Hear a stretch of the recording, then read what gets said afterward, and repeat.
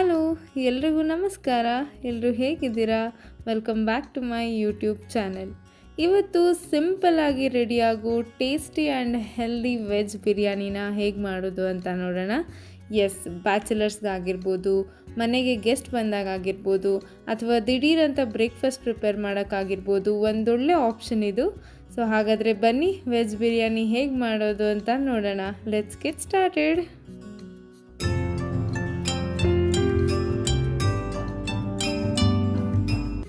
Veg ಬಿರಿಯಾನಿಗೆ ನಾನು use ಮಾಡ್ತಾ ಇರೋ ತರಕಾರಿಗಳು: ಒಂದು ಕ್ಯಾಪ್ಸಿಕಮ್, 200 ಗ್ರಾಮ್ಸ್ ಟೋಫುನ ಚಿಕ್ಕದಾಗಿ ಕಟ್ ಮಾಡಿ ರೆಡಿ ಮಾಡಿ ಇಟ್ಕೊಂಡಿದ್ದೀನಿ.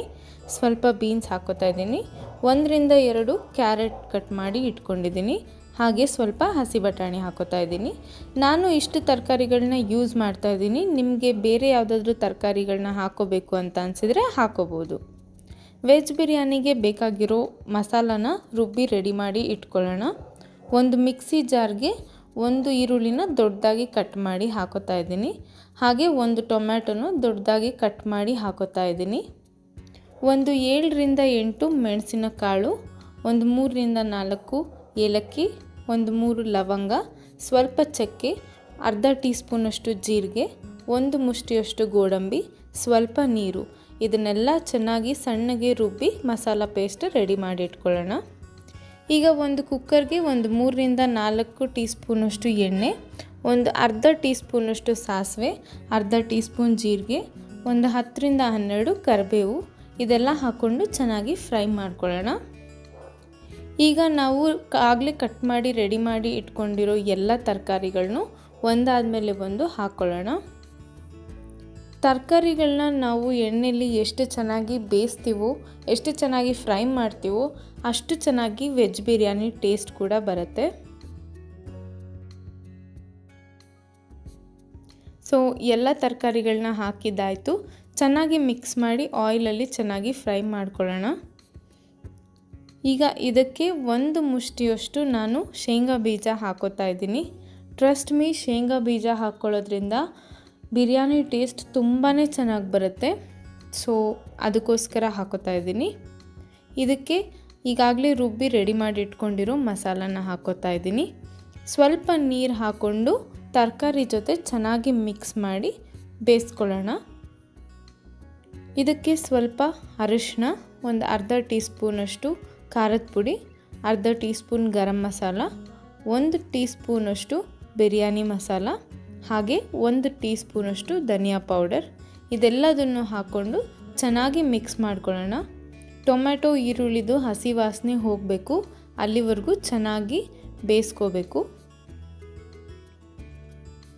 ಈಗ ಇದಕ್ಕೆ ರುಚಿಗೆ ತಕ್ಕಷ್ಟು ಉಪ್ಪು ಹಾಕ್ಕೊಂಡು ಚೆನ್ನಾಗಿ ಮಿಕ್ಸ್ ಮಾಡ್ಕೊಳ್ಳೋಣ. ನಾನು ಈ ಗ್ಲಾಸಲ್ಲಿ 1 ಗ್ಲಾಸಷ್ಟು ರೈಸ್ ತೊಗೊಂಡಿದ್ದೀನಿ. ಹಾಗಾಗಿ ಅದೇ ಗ್ಲಾಸಲ್ಲಿ 2 ಗ್ಲಾಸಷ್ಟು ನೀರು ಹಾಕೋತಾ ಇದ್ದೀನಿ. ಸ್ವಲ್ಪ ಜಾಸ್ತಿನೇ ನೀರು ಹಾಕೋತಾ ಇದ್ದೀನಿ, ಯಾಕಂದರೆ ತರಕಾರಿಗಳೆಲ್ಲ ಚೆನ್ನಾಗಿ ಬೇಯಲಿ ಅನ್ನೋ ಕಾರಣಕ್ಕೆ. ಈಗ ಇದಕ್ಕೆ ಸ್ವಲ್ಪ ಕೊತ್ತಂಬರಿ ಹಾಕ್ಕೊಂಡು ಚೆನ್ನಾಗಿ ಮಿಕ್ಸ್ ಮಾಡ್ಕೊಳ್ಳೋಣ.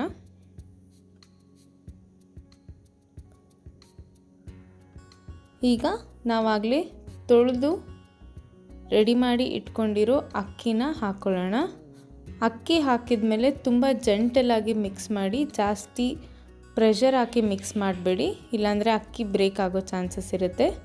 1 ಸ್ಪೂನ್ ಇದಕ್ಕೆ ತುಪ್ಪ ಆ್ಯಡ್ ಮಾಡಿ ಮಿಕ್ಸ್ ಮಾಡಿ ಕುಕ್ಕರ್ನ ಒಂದು 3 ವಿಸಿಲ್ ಆಗೋವರೆಗೂ ಬಿಡೋಣ. ಓಕೆ, ಕುಕ್ಕರ್ ವಿಸಿಲ್ ಆಗಿದ್ದಾಯಿತು, ಸ್ಟೀಮ್ ಕೂಡ ಹೋಗಿದ್ದಾಯಿತು. ವಾವ್, ನೀವೇ ನೋಡ್ಬೋದು ವೆಜ್ ಬಿರಿಯಾನಿ ಎಷ್ಟು ಸಖತ್ತಾಗಿ ರೆಡಿ ಆಗಿದೆ ಅಂತ.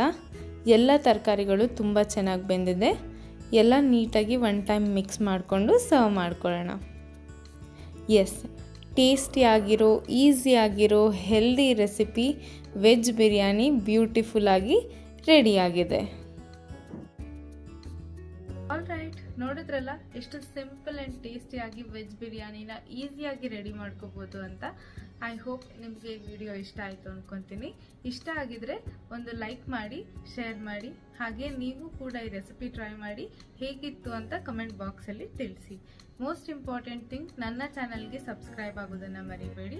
ಹಾಗೆ ಪಕ್ಕದಲ್ಲಿರೋ ಬೆಲ್ ಐಕನ್ನ ಪ್ರೆಸ್ ಮಾಡಿ, ಸೊ ದಟ್ ನಾನೇನೇ ಹೊಸ ವಿಡಿಯೋ ಅಪ್ಲೋಡ್ ಮಾಡಿದ್ರು ನಿಮಗೆ ನೋಟಿಫಿಕೇಶನ್ ಬರುತ್ತೆ, ನೀವೇ ವಿಡಿಯೋನ ಫಸ್ಟ್ ವಾಚ್ ಮಾಡ್ಬೋದು. ಆಲ್ ರೈಟ್ ದೆನ್, ನೆಕ್ಸ್ಟ್ ವಿಡಿಯೋದಲ್ಲಿ ಮತ್ತೆ ಒಂದು ಹೊಸ ಕಾನ್ಸೆಪ್ಟ್ ಜೊತೆ ನಿಮ್ಮ ಮುಂದೆ ಬರ್ತೀನಿ. ಅಂಟಿಲ್ ದೆನ್, ಟೇಕ್ ಕೇರ್, ಬಾಯ್.